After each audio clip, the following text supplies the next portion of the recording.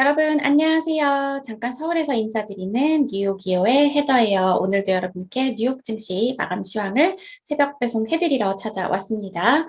네, 여러분, 오늘은 뉴욕 증시가 3대 지수, 한 주의 첫 출발을 기술주와 경기 순환주 모두 상승하면서 3대 지수 모두 플러스로 마감을 했는데요.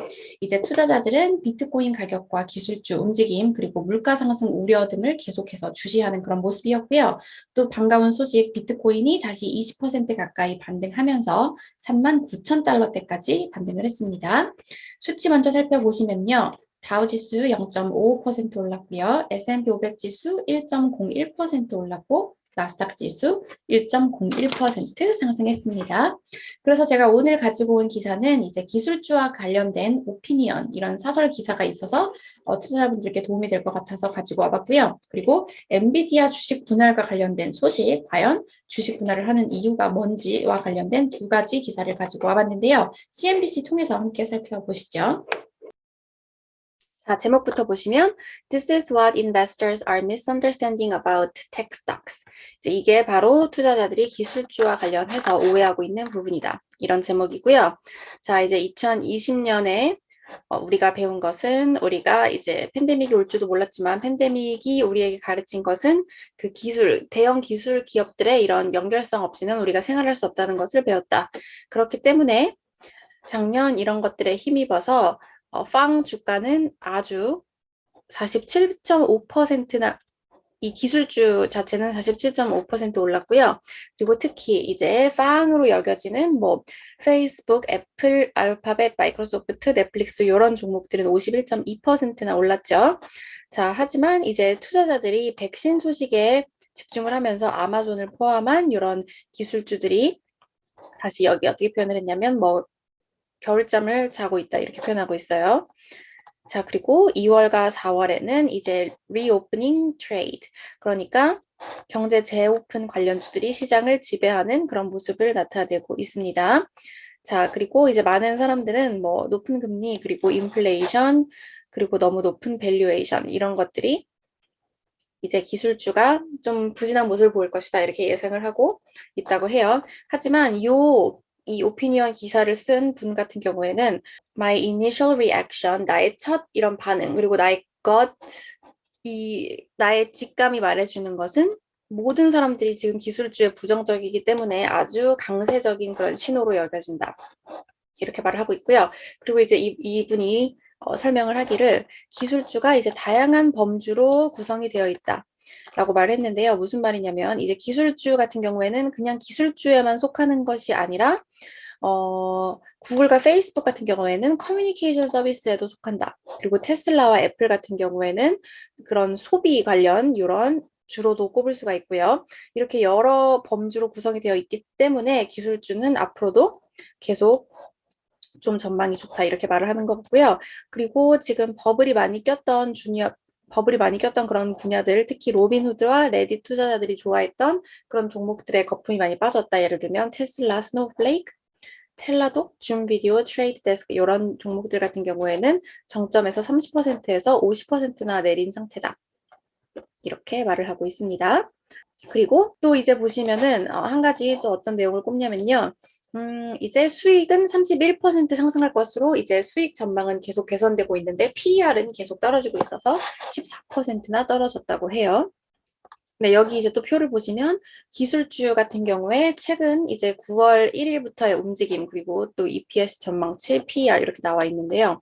여기를 보시면 S&P 500 지수는 18% 오르는 동안 빅테크는 7%밖에 오르지 못했죠. 반면에 이제 경기 리오픈 관련주들을 보면은 PER이 매우 크게 올랐습니다. 여기 이제 반대로 경기 리오픈 주들이 나와 있고요. 가격도 여기 보시면 뭐 최대 169%에서 뭐 49%, 62%등 가격 크게 올랐고 이제 PER도 계속 오르고 있고 오히려 이제 EPS 전망 예상치는 빅테크만큼 큰 기술주만큼 그렇게 좋지는 않은 상태죠. 이렇기 때문에 여기 보시면 The big digital stocks have become more attractive again. 그러니까 이런 큰 기술주들이 다시 매력이 있어졌다. 이렇게 말을 하고 있고요. 마지막에 뭐라고 평가를 하냐면요. 지금 빅테크를 매수할 적기다. 그리고 빅테크는 이제 오히려 가치주라고 할 수 있다. 라고 말을 했습니다. 이제 요 오피니언 기사를 쓴 분 같은 경우에는 아우로스 에셋 매니지먼트의 회장이자 CEO라고 하네요. 그래서 이제 기술주에 대한 이런 긍정적인 평가를 했다는 소식 하나 전해드리고요. 네, 그리고 이제 두 번째 기사는 엔비디아 주식 분할 관련된 그런 기사입니다. 제목 보시면 There could be another reason behind NVIDIA's stock split. 이제 엔비디아의 주식 분할이 다른 이유가 있을 수 있다. 이런 제목인데요. 미리 좀 스포를 해드리면 다우지수 편입을 노리고 분할을 한 것이 아니냐 이런 내용의 기사고요. 네, 이제 엔비디아가 뭐 4대1 주식 분할을 발표했는데요.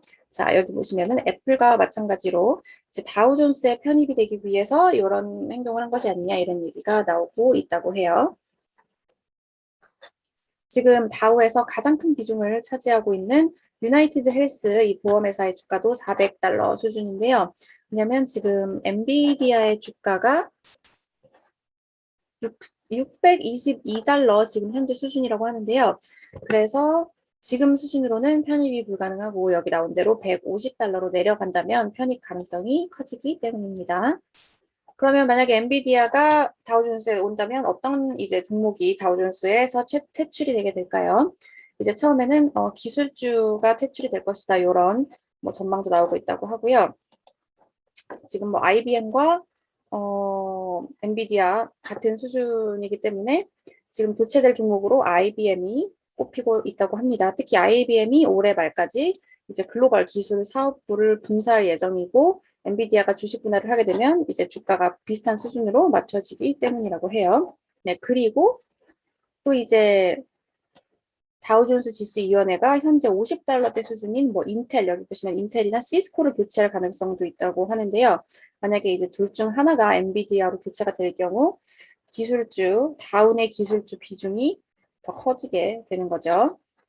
그리고 엔비디아의 이제 산업 내 비중이 반도체 시장 확대로 상당히 커진 이런 상태라고 하고요. 보시면 이제 시가총액도 3,750억 달러 수준으로 뭐 인텔, 시스코, IBM, 세일스포스 이런 기업들의 시가총액을 웃도는 상태죠.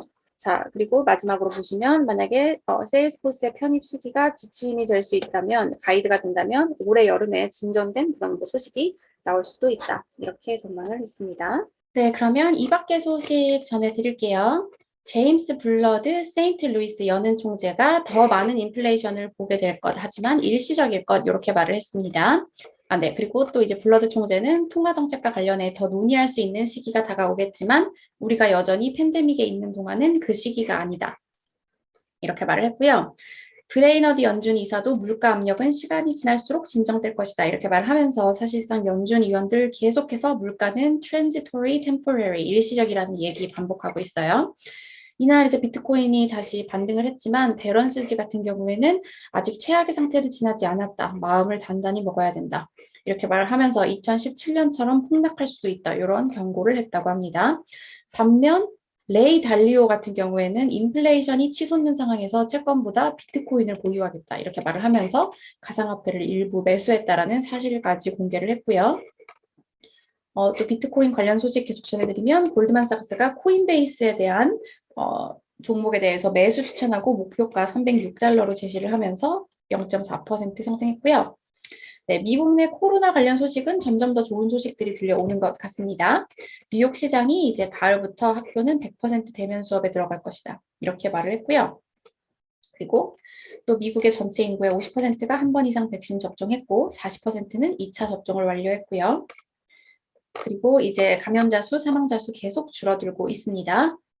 네, 아마존이 할리우드 스튜디오인 MGM 홀딩스를 거의 90억 달러에 인수하는 계약에 근접했다고 월스트리트 저널이 소식통을 인용해서 발표했고요.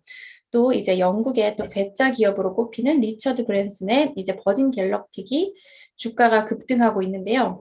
뭐 우주선 시험 비행에 성공을 했다고 합니다. 네, 이제 개별 종목들 좀 살펴보시면 엔비디아 아까 전해드린 소식으로 4% 이상 올랐고요. 테슬라 주가 4% 이상 올랐고 마이크로소프트 2.2%, 페이스북 2.6%, 알파벳 2.9% 올랐고요. 경기순환주도 좋은 모습 보였는데요. 항공주 아메리칸에어 1.8%, 유나이티드 에어 1.5%, 카니발 2.7% 상승했습니다. 네, 그러면 전문가들 오늘 증시에 대해서 어떻게 평가했는지 CNBC 통해서 살펴보실게요. 네, 비탈 놀리지의 아담 크리사플리 창립자고요. 뭐라고 평가를 했냐면 변덕스럽고 관망하는 추세가 더 오래 갈 것이다. 그리고 시장은 그 과정에서 매도 우려에 시달릴 것이다. 좀 이런 의견을 냈고요. 자, 여기 보시면 while stocks are absorbing a lot of changes well so far, 증시는 지금까지 많은 변화를 잘 흡수하고 있지만 all the inflection points still have longer to play out. 모든 변곡점이 다 나오려면 시간이 더 걸릴 것이다. 이렇게 평가를 했습니다. 네, 여러분 이날 반등을 하긴 했지만 여전히 좀 신중한 그런 변동성 장세가 예상된다는 그런 내용을 전해드렸고요. 네, 그러면 제가 지난주에 말씀드린 것처럼 이제 댓글 이벤트 당첨자를 발표를 할 건데요. 네, 너무 정성스러운 댓글이 많아서 제가 고르기가 정말 어려웠는데요. 고심 끝에 고른 이 두 당첨자분은 바로 김혜룡님 그리고 양태엽님 이렇게 당첨되셨고요. 당첨되신 분들은 자막에 나오는 메일로 성함과 전화번호를 회신해 주시면 저희가 스타벅스 쿠폰을 드리도록 하겠습니다. 제가 이제 다음 주에 서울에도 왔고 해서 휴가를 가기 때문에 두 분씩 이렇게 이번 주에는 당첨자를 뽑아드린다는 소식 전해드리고요. 계속해서 봐주시고 좋은 댓글 많이 남겨주셔서 감사하고요. 이벤트는 이번 주 내내 계속 진행이 될 거기 때문에 계속해서 많은 참여 부탁드리겠습니다. 저는 그럼 내일 증시 소식 들고 다시 찾아오도록 할게요. 여러분, 내일 만나요.